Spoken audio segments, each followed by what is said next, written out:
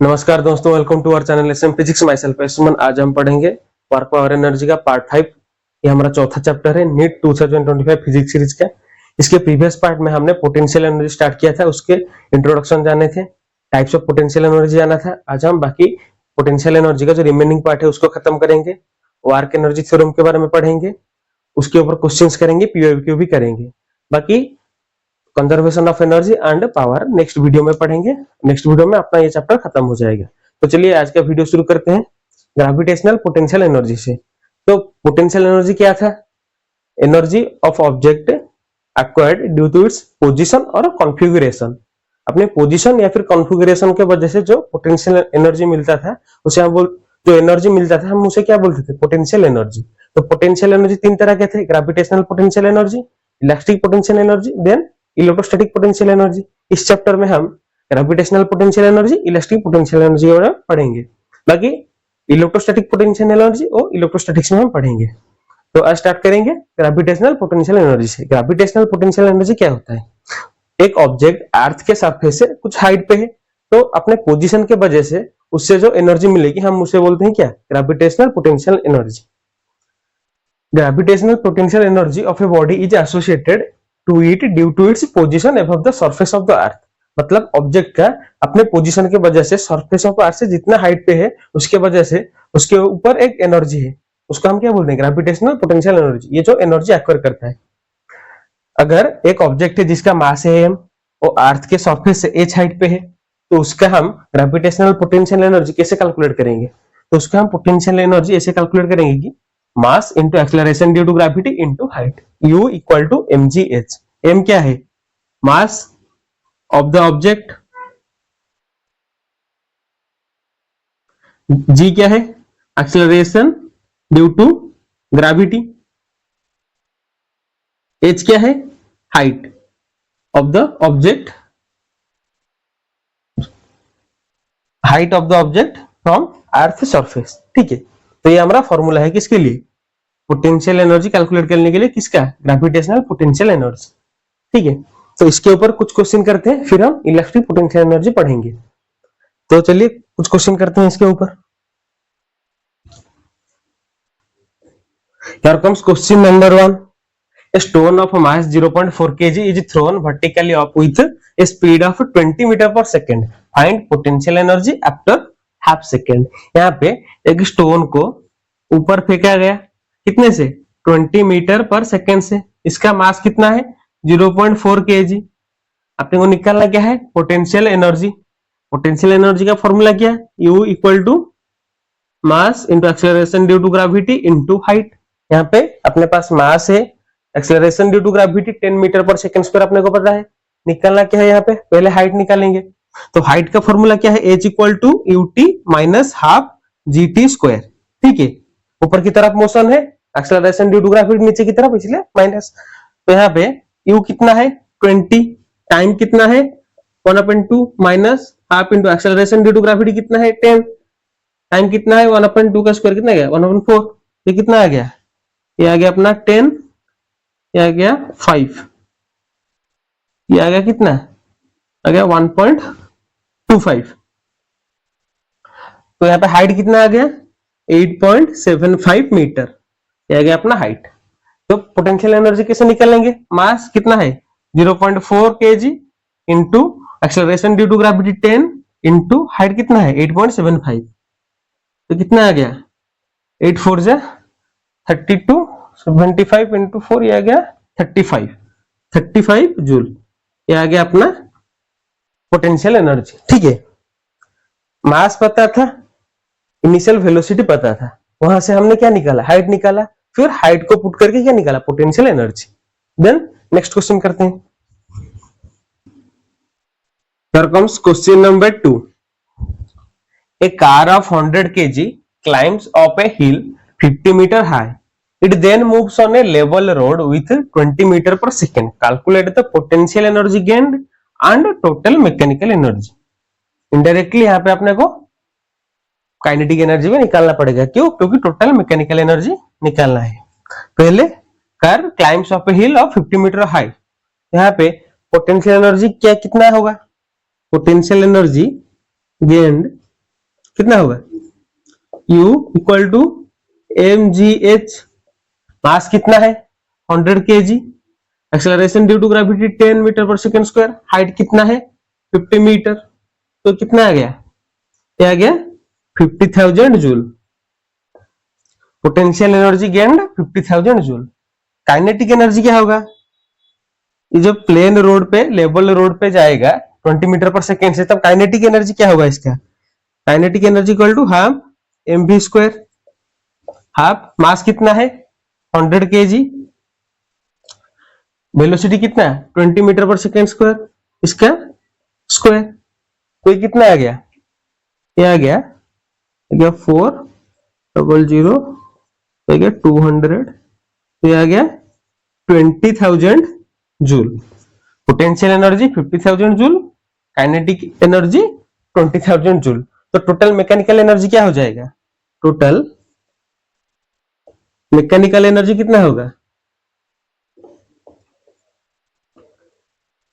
Potential energy plus kinetic energy, तो 50,000 plus 20,000 that is 70,000 joule, तो total mechanical energy कितना हो जाएगा 70,000 joule.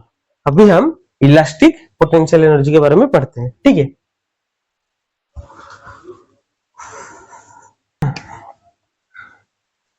Elastic potential energy of a spring, तो potential energy of a spring क्या होता है, देखिए अगर ये एक स्प्रिंग है, इसको मैंने ऐसे खींचा या फिर ऐसे पुश किया, ठीक है, खींचाऊंगा तो अपने पोजीशन से क्या होगा, लंबा हो जाएगा, प्रेस करूंगा तो ऐसे छोटा हो जाएगा, लेकिन जब भी मैं उसके ऊपर फोर्स हटा दूंगा, अपना एक्सटर्नल फोर्स, तो क्या होगा, ये फिर से अपने नेचुरल लेंथ या फिर पोजीशन पे आ जाएगा। तो ये जो अपने जगह पे कैसे आता है, इसके पास जो पोटेंशियल एनर्जी स्टोर होता है उसकी वजह से, उसका हमको क्या बोलते हैं, इलास्टिक पोटेंशियल एनर्जी। तो potential energy of a spring means the energy associated with the state of compression or expansion of a spring, मतलब अगर ये एक स्प्रिंग है, ठीक है, इसको हम ऐसे खींचते हैं तो फिर से ये क्या होगा, जब यहाँ पे फोर्स हम निकाल लेंगे तो फिर से ये यहाँ पे अपने पहले पोजीशन पे आ जाएगा। वैसे ही अगर हम इसको प्रेस करके ऐसे फोर्स देके प्रेस करेंगे, फिर जब फोर्स रिलीज कर देंगे तो फिर से ये अपने नेचुरल पोजीशन पे आ जाएगा।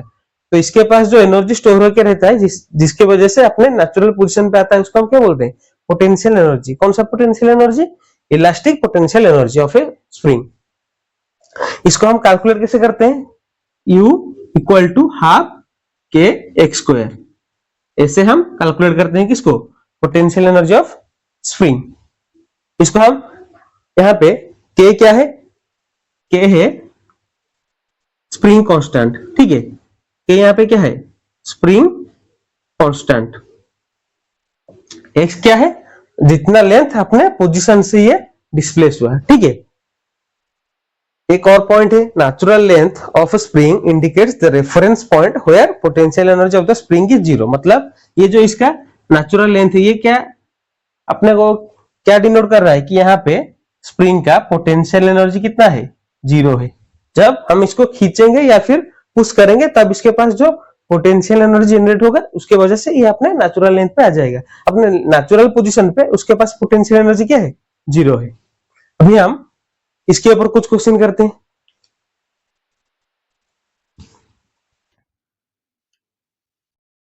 Here comes question number 3. The potential energy of a spring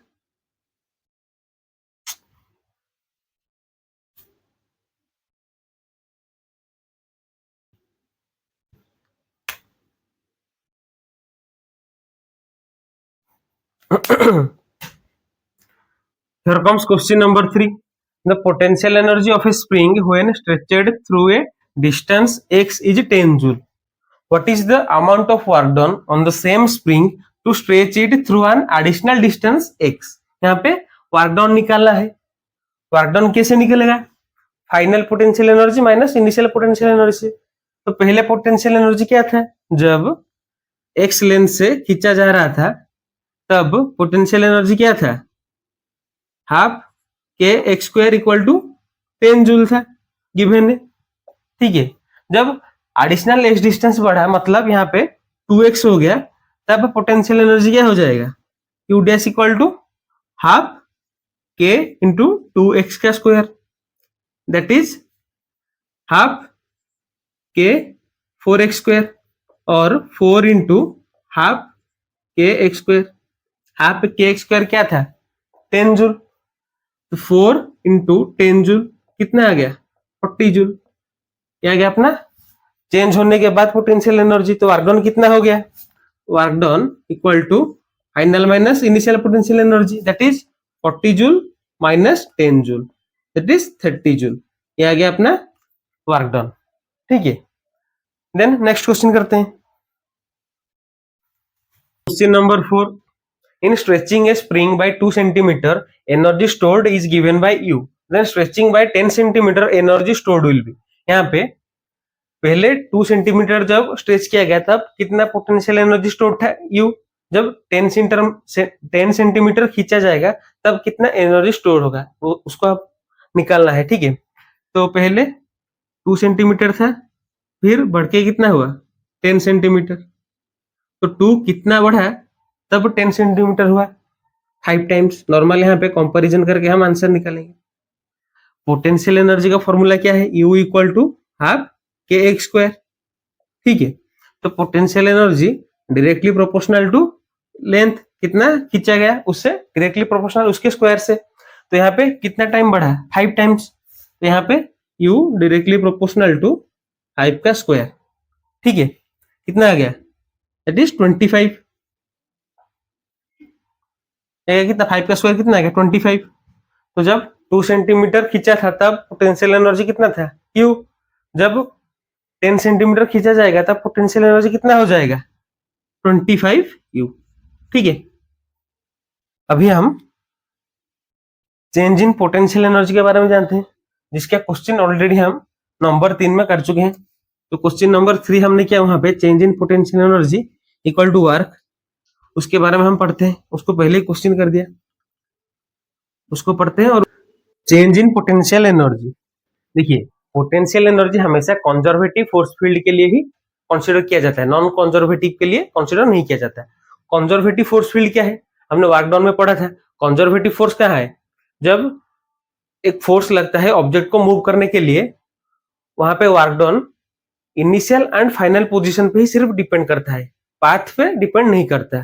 ठीक है, वहां पे कंजर्वेटिव फोर्स फील्ड है। तो पोटेंशियल एनर्जी हमेशा कंजर्वेटिव फोर्स फील्ड के लिए ही होता है।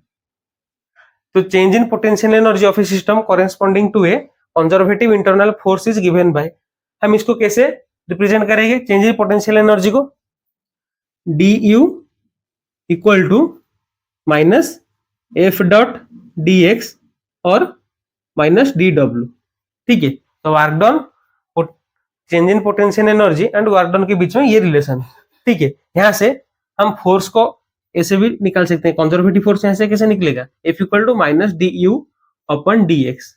ये भी एक इंपॉर्टेंट रिलेशन है, इसको याद रखना है। ठीक है, यह है अपना पहला potential energy and change in potential energy and work done के बीच में रिलेशन। यह है अपना conservative force and potential energy के बीच में रिलेशन। ठीक है, तो इसके ऊपर एक दो क्वेश्चन करते हैं, फिर हम वर्क एनर्जी थ्योरम पढ़ेंगे। उससे पहले हम इक्विलिब्रियम भी पढ़ेंगे। ठीक है, इक्विलिब्रियम क्या होता है, किस तरह का इक्विलिब्रियम होता है, तो इसके ऊपर एक दो क्वेश्चन करते हैं। Here comes question number 5. The relation between conservative force and potential energy is given by, direct यहाँ पे रिलेशन पूछा है, कौन सा? Option 2, F equal to minus d U upon d x. Then question number 6, यहाँ पे अपने को फोर्स कैलकुलेट करना है। पोटेंशियल एनर्जी दिया हुआ है, फोर्स निकालना है। तो फोर्स पोटेंशियल एनर्जी का रिलेशन क्या था? F equal to minus d U upon d x. D U कितना है? X square minus d of d upon d x of x square कितना आ गया? ये माइनस 2x। यहाँ पे फोर्स निकालते हैं। F equal to minus d U पे डी एक्स कितना है? ये हो गया माइनस 3x स्क्वायर। ठीक है, अभी एक और क्वेश्चन करते हैं इसके ऊपर।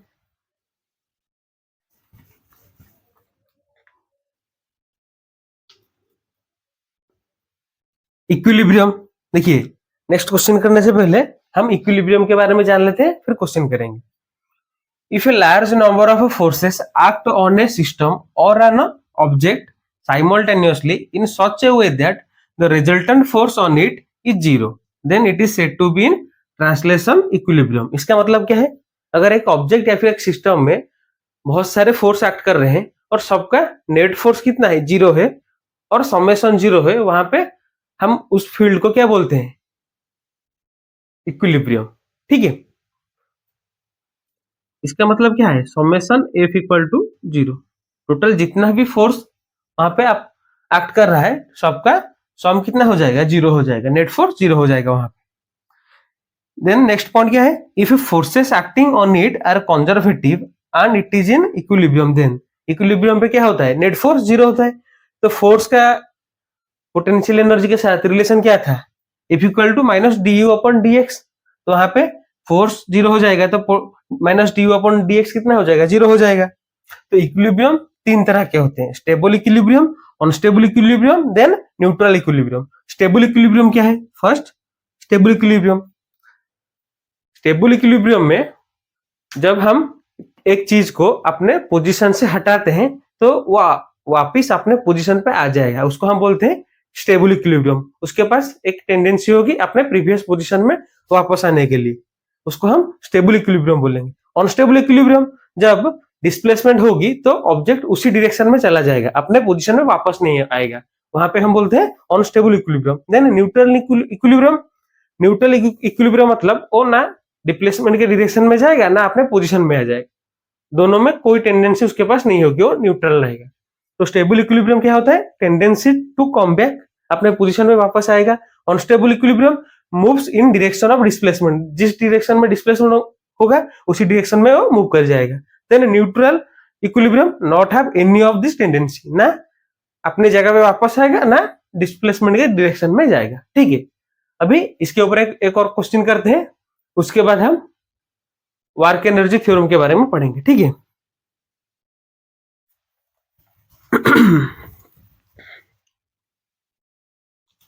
here comes question number 7. A particle moves in a potential region given by u equal to 8x square minus 4x plus 100 joule. Its state of equilibrium is, किस डिस्टेंस पे इक्विलिब्रियम होगा? ठीक है, तो यहाँ पे पोटेंशियल एनर्जी दिया हुआ है. पोटेंशियल एनर्जी फोर्स के बीच में रिलेशन अपने को पता है क्या? F equal to minus d u by d x. ठीक है, तो इक्विलिब्रियम पे फोर्स क्या हो जाएगा? अभी पढ़ा है हमने, इक्विलिब्रियम पे फोर्स हो जाएगा नेट फोर्स जीरो. तो minus d u by d x कितना हो जाएगा? जीरो हो जाएगा. तो D u by d x कितना हो जाएगा? जीरो. ठीक है, तो यहाँ पे इसको डिफरेंशिएट करते हैं किसके रेस्पेक्ट में? डीएक्स के रेस्पेक्ट में. तो यहाँ पे D by d x of 8x square minus 4x plus 100 कितना आ गया? 16x माइनस 4 इक्वल टू कितना? जीरो. इक्विलिब्रियम पे फोर्स कितना है? जीरो है. तो D U upon d x कितना हो जाएगा? जीरो. तो x कितना हो जाएगा? 4 अपन 16, दैट इज 0.25. ये गया 4, 1 अपन 4 कितना है? 0.25. ऑप्शन 2. ठीक है, अभी हम वर्क एनर्जी थ्योरम के बारे में पढ़ते हैं, फिर उसके ऊपर कुछ क्वेश्चन करेंगे, फिर आज का वीडियो अपना खत्म होगा. ठीक है, तभी स्टार्ट करते हैं वर्क एनर्जी थ्योरम के बारे में.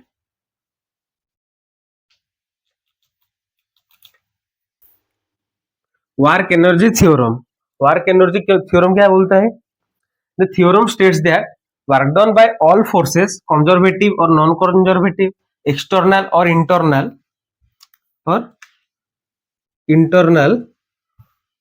acting on an particle or an object is equal to the change in kinetic energy. मतलब जितना भी फोर्स होगा, conservative, non conservative, external, internal, सब मिलाकर चेंज इन काइनेटिक एनर्जी से इक्वल होगा. मतलब देखिए इसका मतलब क्या है? Work done by conservative, work done by non conservative, work done by external, सब मिलाकर क्या होगा? Change in kinetic energy. ठीक है, और इसको ऐसे बोल सकते हैं कि net work done equal to del K, मतलब change in kinetic energy. Del हम क्या कब यूज करते हैं? चेंज इन, चेंज के लिए, ठीक है। तो change in kinetic energy equal to net work done, ठीक है। काइनेटिक एनर्जी का फॉर्मूला क्या है? Half M we square. तो इसको हम ऐसे भी लिख सकते हैं कि हाफ एम वी फाइनल का स्क्वायर माइनस वी इनिशियल का स्क्वायर। ये भी क्या है? Change in kinetic energy. तो ये हो गया अपना नेट वर्क डन का फॉर्मूला रिलेशन काइनेटिक एनर्जी के साथ।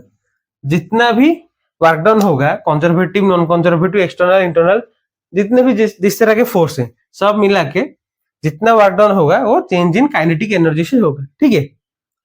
चेंज इन काइनेटिक एनर्जी के बराबर होगा। इस कॉन्सेप्ट के ऊपर कुछ क्वेश्चन करते हैं, फिर खत्म करेंगे आज का वीडियो, ठीक है। चलिए क्वेश्चन स्टार्ट करते हैं। Number 8, a 0.5 kg ball is thrown up with an initial speed 14 meter per second and reaches a maximum height of 8 meter. How much energy is dissipated by air drag acting on the ball during the ascent? मतलब नीचे से एक ball को ऊपर फेंका गया, कितने से? 14 मीटर पर सेकेंड स्पीड से। वो ऊपर गया 8 मीटर तक, मैक्सिमम 8 मीटर तक वो मैक्सिमम ऊपर गया। तो यहाँ पे एयर ड्रैग की वजह से यहाँ पे कितना एनर्जी लॉस हुआ वो अपने को निकालना है। हम कैसे निकालेंगे? फाइनल पोजीशन में जितना एनर्जी है उससे इनिशियल पोजीशन में जितना एनर्जी है उसको माइनस कर देंगे। तो इनिशियल जब नीचे से फेंका गया तब यहाँ पे पोटेंशियल एनर्जी क्या हो जाए? जीरो था। यहाँ से एक वेलोसिटी से उसे फेंका गया तब पोटेंशियल एनर्जी यहाँ पे जीरो था। यहाँ पे काइनेटिक एनर्जी क्या था? काइनेटिक एनर्जी यहाँ पे के equal to half M we square. Mass कितना है? 0.5 यानी कि half K G. Half into mass into velocity कितना है? 14 मीटर पर सेकेंड। 14 इंटू 14 ये कितना आ गया? क्या आ गया? 7 इंटू 7 दैट इज 49 जूल। ये आ गया अपना टोटल एनर्जी। क्या? जब से फेंका गया उस तब जब ऊपर मैक्सिमम हाइट पे पहुंच गया, मैक्सिमम हाइट पे पहुंचने के बाद वहां पे रुक गया तो वहां पे वेलोसिटी क्या हो जाएगा? जीरो। तो काइनेटिक एनर्जी यहाँ पे क्या हो जाएगा? जीरो। लेकिन यहाँ पे पोटेंशियल एनर्जी क्या होगा? M G H. मास कितना है? Half K G. Acceleration due to gravity 10। Height कितना है? 8 मीटर। तो कितना हो गया? 40 जूल। जो फेंका गया तो टोटल एनर्जी कितना? 49 जूल। फाइनल पोजीशन पे 40 जूल टोटल एनर्जी। तो पूछा क्या है? Energy dissipated by air drag. Energy dissipated by air drag equal to total energy at initial position minus, sorry, total energy at final position minus total energy at initial position. तो 40 minus 49 that is -9 joule, ठीक है। -9 joule क्यों? क्योंकि motion ऊपर की तरफ है, air drag नीचे की तरफ एनर्जी कंज्यूम करेगा। तो यहाँ पे -9 जूल एनर्जी कंज्यूम हुआ, ठीक है। 9 जूल एनर्जी कंज्यूम हुआ माइनस डायरेक्शन की वजह से, ठीक है। अभी नेक्स्ट क्वेश्चन करते हैं।